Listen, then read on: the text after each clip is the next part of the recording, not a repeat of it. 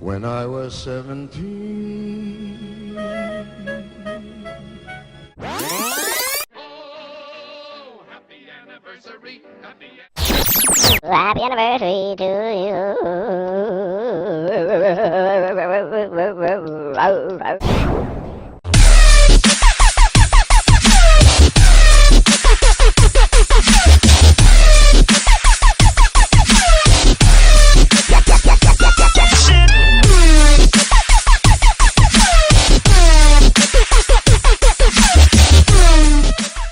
Well, I don't know about you, but I'm feeling 17. Oh dear. 17. 17 years. ECCW is turning 17 this Saturday night. We're having a big shindig about it down in Kitsilano. At the Russian Community Center. All-star lineup. Dastardly Danni Deeds here alongside Adrian Labbé. That's me. We're getting the breakdown on. We're giving you your upcoming preview for this Saturday night. It's going to be a stellar show. ECCW turns 17. They just call it 17. I say turns in between, but it's actually ECCW 17 to clarify. There we go. All right, here we go. Starting it off, after a wild and ruckus month, we have a 3-on-2 handicap match. 3-on-2. The Riot, featuring the cock of the walk, who always rocks the hawk. That's the one. Ravenous Randy. Yep. The women's champion. The champion. The champion, Nicole Matthews. Representing the Riot, along with now the quoted vest there is, the vest there was, and the vest there ever will be. Scotty Sweater Vest. It's going to be stellar. It's going to be 3-on-2 against El Phantasmo and the rare partner of his choosing. Yes. Stipulation. Now that leaves a vast array of possibilities, especially considering that we are told that there will be many ECCW alumni in the building. So this could go all the way back 17 years of competitors that have come through the door and wrestled in the ring for ECCW. Any one of them, potentially. Maybe, who? Peter, the professional putting pro. Peter Putter, the professional putting pro? It's possible. It's yes. possible. Yes. Jimbo Richards. Jimbo is likely. In a slop bucket match. We hope. I don't know if they have a stipulation for one of those here this Saturday, but he'll bring the slot. But you never can tell. We could get a sweet roll from Sweet Daddy D. Good. What about Aaron Idol? Maybe. I don't know. Don't get my hopes up. But would that be a 3-on-3 because the chair would be a legal man? Aaron Idol rules. Yeah, that probably would be the case. I don't know. There's mystery. There's aura. Yes. It's already going to be crazy mixing the Riot with Scotty Sweater Vest. And the mystery of who's going to be in Phantasmo's corner, it's going to be great. It's going to be fun. It's going to be exciting. And the mystery's there. I'm looking forward to it. Absolutely. We're going to bring back some people, of course. ECCW alumni coming back. Nelson Creed. Yes.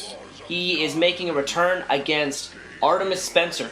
Now, Artemis is an alumni of his own, actually. He's been around for a lot longer than probably most people remember. 10 or 11 years. Yeah. If you were to go on and fish that, and it's going to be a stellar wrestling competition. Yeah. You're going to see some pure wrestling, and you're going to see some hard-hitting action. And if you're a fan of the old school and the new school and the mixing of everything in between, this is a match for you to focus on and come out and see. Absolutely. There was Nelson Creed took on Bryan Danielson in ECCW in the NWA World Title Tournament, which was an amazing match. He's also teamed up with Davey Richards, so if you know any of the guys on the indie scene that have been or still are on the indie scene that blow your mind, usually Bryan Danielson and Davey Richards are two of the names that pop into your head. So if Nelson Creed can hang with those guys, which I know he can, I remember seeing him back in '99 all the way up until now, so it's going to be ridiculous, because Artemis Spencer, of course, is one of the greatest we've ever seen. I've ever seen, I'll speak for myself. It's true. It's true. All right. We got more matches, and what I would call a triple main event. So why don't we do one of the triple main events, and we'll feature it now. There we go. In a rare appearance, if you've never seen one of these, this is going to be nuts. A casket match pitting Laxadartha Dun dun dun. from the House of Hell against Cremator Von Slasher. Gotta bring out the death metal growl for this one. The Growl. They're big behemoth men who just like to rip people apart. Yeah, this match was actually supposed to take place in New Westminster, I believe, a month or two ago. Yeah, and there were some unforeseen changes on that horizon. Which is fine with me. I had a little bit more seasoning, a little bit more anticipation behind this one. A little bit more. You know, this is dating back now, we're talking October, November of last year. Yeah. Where this whole little shenanigan began. And Laxadartha aligning himself with the House of Hell, and they've made a life of hell for Cremator, who was ultimately beaten out of this group. He went on a rampage and just angrily tore through the scene, even became the ECCW champion along that path. Yep. And there's been a lot of controversy surrounding the title picture and a lot of controversy surrounding Laxadartha in general. And now we're going to have these two behemoths go at it and try to throw each other into a casket, no less. Yes, into the casket. It's going to be violent, and It's gonna be unreal. They always are. Casket matches are brutal. I'm scared. I don't like caskets very much. I mean, not I'm like the Kamala of ECCW. kind of. Except if you cover my eyes, I won't pee myself. Let's hope. And what I'm not peeing myself about, What? and I'm not overly intimidated about, is the fact that I get to go one-on-one in Vancouver. I'm very excited about this. Dastardly Johnny Deeds And- takes on ECCW alumni and teacher. And teacher, Disco Fury. And I've had a lot of people contribute to my wrestling knowledge over my years. But the official trainer of Danny Deeds, for those who don't know, was Disco Fury. Yep. And now it's an opportunity for me and him to go one-on-one. And I've been in ECCW now for 6.5 years. And I've been working my way all throughout a variety of scenarios, from being a tag champion onwards. He's been in and out of the independent scene and traveling all over the world. The experience that Disco brings is phenomenal, but I picked up some tricks, and it's about time that this student shows the teacher that he's not a little boy anymore. Yes. And I've made my mark. There you go. We're gonna show him some impact. Impact. With a buck. With a buck. buck. You just wait. It's Hucklebuck time for you, Disco Fury. All right, and now in a bout that features neither an alumni, but two up-and-comers who are actually probably the newest on all of the roster that is on the card, in a one-on-one competition, which is going to be a great high-flying match to pit someone, is the Greedfather taking on Andy the Dreadful Bird in one-on-one competition. Yeah, these two guys have been impressing everybody, I would say, over the last couple of years they've been around. That's true. They've been developing, they've been crafting, and they've each made their own path. Some on the dark side, and some on the good side, and some in between. Yes. But they've both been relatively successful paths. This year especially, both have been independently on great roles. Recently, the Greedfather even becoming a #1 contender for a short period of time for the Canadian Heavyweight title. Yeah. Andy the Dreadful Bird with a great showing in the Pacific Cup tournament, and he's been one half of the tag team champions. Yeah. It's gonna be great. I want to see what happens. It will be exciting, as always. It kind of shivers. We've got some things that we've thought about this, but this is gonna shiver. No disqualification. No count out. There must be Be a winner. Bishop one-on-one against Sid Silem. This will be a train wreck that I probably will be watching through my fingers as they are peered over my face. The blood runs deep here. Dating back originally in 2011 in the Halloween Hell dog collar match. These two just tore each other limb from limb. Yeah. And they've been going...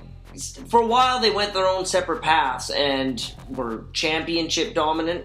And they've made their way back to each other over the last few months, tail end of 2012 into 2013. And I guess really in January when they had the Fatal 4-Way match. and there was a new champion crowned. And this is boiled over now, and between Porco Quitlam at We Will Riot, Red War last month, ending in a just double disqualification, something's got to give here. And this is going to be a stellar, hard-hitting match in which I wouldn't be surprised if one of these men doesn't walk out of that building. Yeah, absolutely. Or get carted out right to the hospital. If not both of them. Yeah, I think there will be a winner, but I don't know. Well, there will be a winner, but they'll both be survivors at the end of this one. I think my main concern is neither of them have a concern. They'll just use themselves as a weapon and just put it all on the line. Like, it's gonna be wonderful. I'm getting chills. I'm excited. I'm excited because you're not in that match and neither am I. So, wonderful. I mean, maybe you'd want to be in it, but 2 more situations. There's an end more because I gotta let you know there's always more. There's gonna be great merch. There's gonna be great draws. There's gonna be great prizes. There's gonna be a fun time. So that's your end more. That's the end more.